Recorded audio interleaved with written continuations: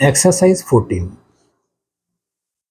First सम में आपको दिया है find out the perimeter of given shapes. तो आप सबसे पहले समझिए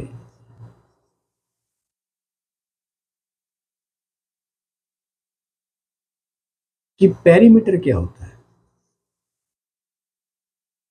पेरीमीटर का इजी मीनिंग जो है वो है टोटल लेंथ।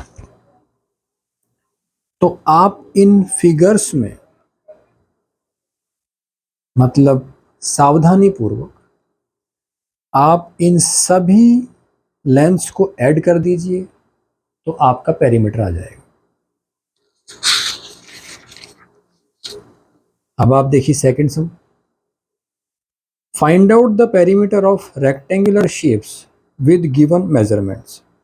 आपको लेंथ दी है और विड्थ दी है। सेकंड सम देखिए ऑफ एक्सरसाइज 14 और सेकंड का आप बी पार्ट देखिए।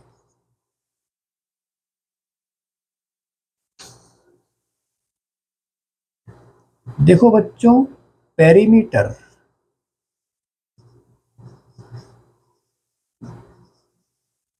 ऑफ रेक्टेंगल,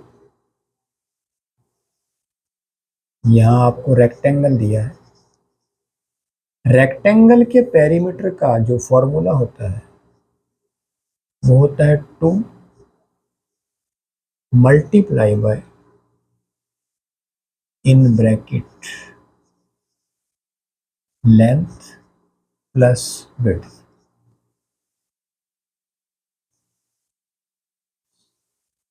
तो हम यहां वैल्यू पुट करेंगे। लेंथ आपको दी है 20 और विड्थ दी है 34 और ये कंप्लीट आपके वैल्यू है सेंटीमीटर में। हम आगे बढ़ते हैं। 2 इंटू 4 5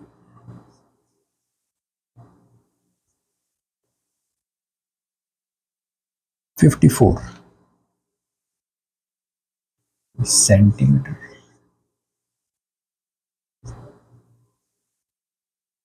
और 4 2 8 5 2 108 सेंटीमीटर। ये आया आपका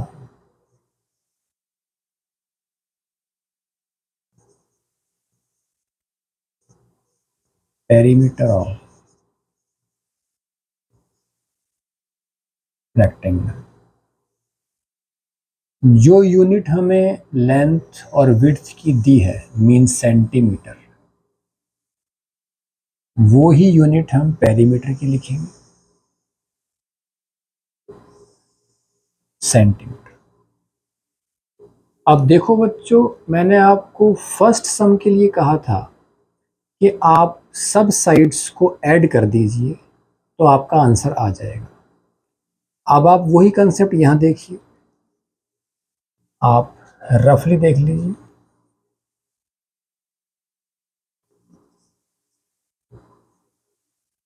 इस तरह से अगर एक रेक्टेंगल है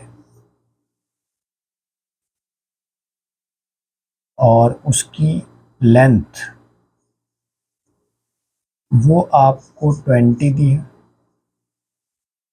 अपोजिट साइड्स इक्वल होती है तो ये भी 20 होगी।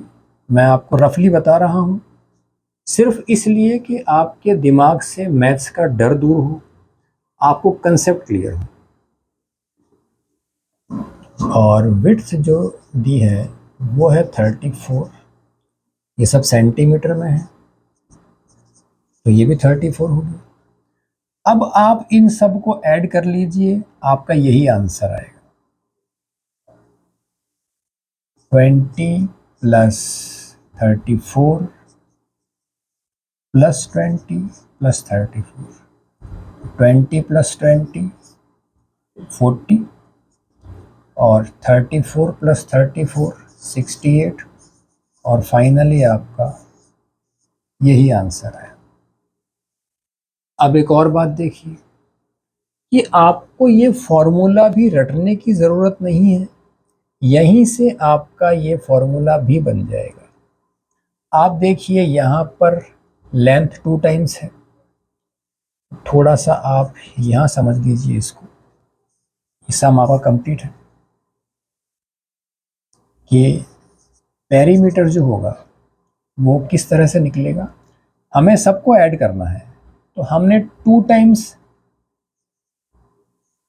एल लिखा, 2 टाइम्स विड्थ लिखा, और अब इनमें से 2 कॉमन निकाल लिया, तो ये आपका वही फॉर्मूला आ गया। कहने का मतलब ये है कि मैथ्स बहुत ही ईमानदार सब्जेक्ट है, इसमें कहीं कुछ भी मिलावट नहीं है। अब आप थर्ड सम देखिए।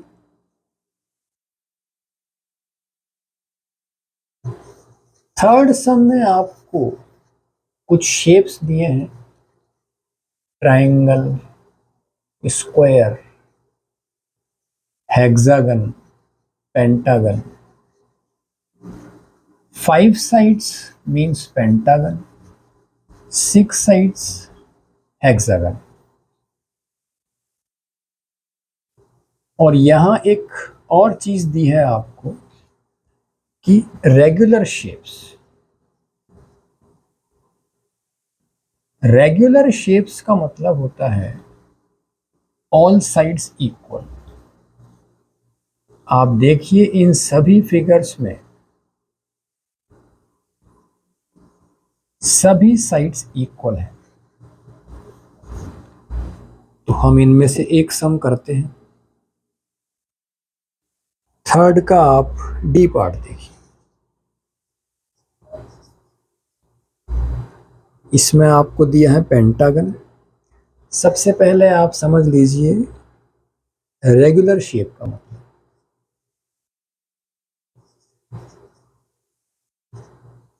रेगुलर शेप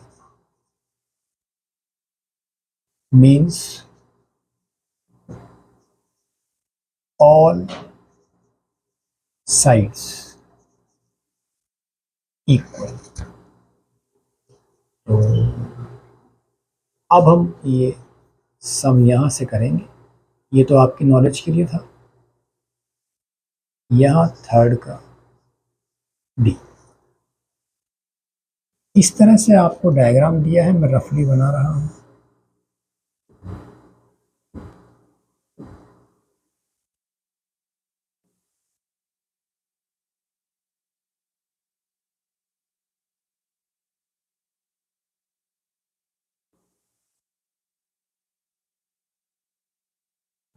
ये सब साइड्स आपकी 9 सेंटीमीटर,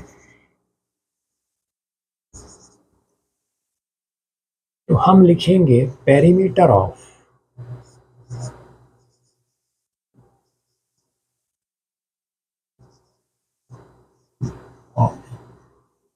रेगुलर, यहां लिख रहा हूं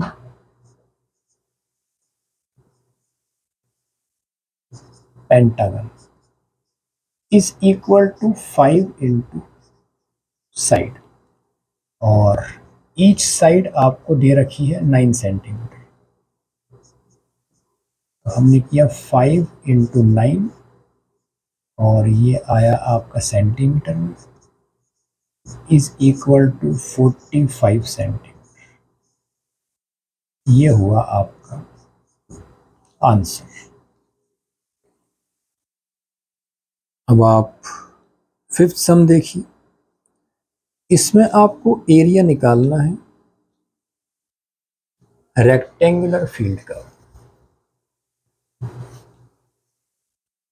रेक्टेंगुलर शेप का एरिया निकालने का फॉर्मूला होता है length multiplied by width. Width को ब्रेड्थ भी लिखते हैं, L इंटू बी कह लीजिए या L इंटू डब्ल्यू कह लीजिए, बात सेम है। फिफ्थ सम देखिए आप,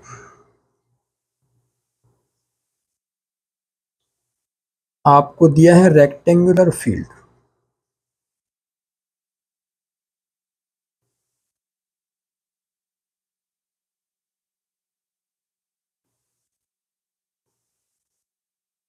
और इसमें लेंथ दी है 25 मीटर,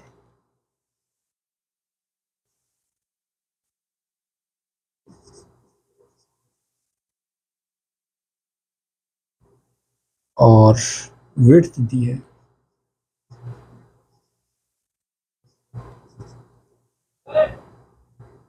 30 मीटर।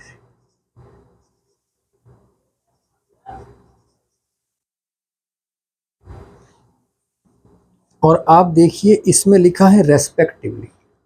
रेस्पेक्टिवली का मीनिंग ये होता है कि जिस क्रम में आपको, आप ये देखिए लेंथ एंड विड्थ दिए हैं, तो इसके आगे दिया है 25 एंड 30, तो पहले वाले के लिए पहली वैल्यू आएगी, बाद वाले के लिए बाद वाली आएगी। तो लेंथ 25 मीटर और विड्थ 30 मीटर। अब हम निकालते हैं एरिया। रेक्टेंगुलर फील्ड के एरिया का फॉर्मूला होता है लेंथ इंटू विड्थ।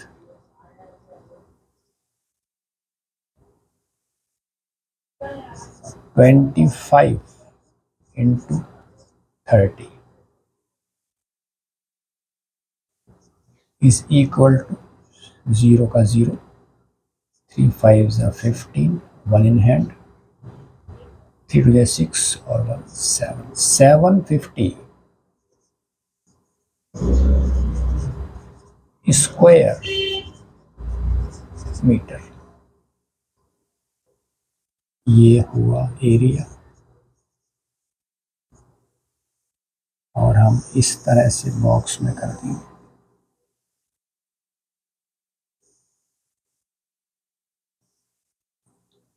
ये सम हुआ आपका कंप्लीट। अब आप कुछ और कंसेप्ट समझिए ताकि आपको हर तरह से मैथ्स आसान लगे।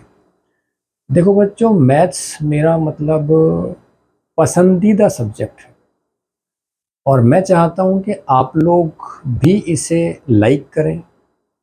बहुत आसान सब्जेक्ट है, बस आपको कंसेप्ट समझने होते हैं।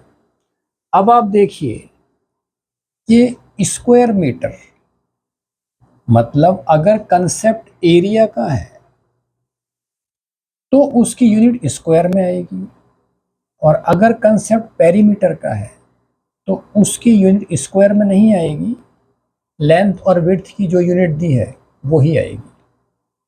अब ऐसा क्यों, आप इसे समझिए। यहां रफ साइड में आप देख लीजिए,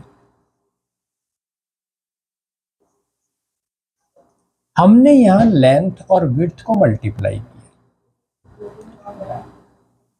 तो मीटर और मीटर को भी आप मल्टीप्लाई कीजिए, मीन्स 25 मीटर इंटू 30 मीटर, कोई दिक्कत नहीं है। इसका रिजल्ट हम निकाल चुके हैं 750, और मीटर इंटू मीटर ये बन जाएगा आपका स्क्वायर मीटर, और इसको इस तरह से भी लिख सकते हैं मीटर स्क्वायर। तो ये कंसेप्ट है कि एरिया स्क्वायर में क्यों आता है, और पेरीमीटर में हम लेंथ को ऐड करते हैं तो इसलिए वहाँ स्क्वायर नहीं लगाना है। जो यूनिट लेंथ की और विड्थ की दे रखी है वो ही यूनिट हमें यूज़ करनी है, और यूनिट्स का आप ध्यान रखें, अदरवाइज नंबर कटते हैं। तो अब मिलते हैं नेक्स्ट वीडियो में। Thank you.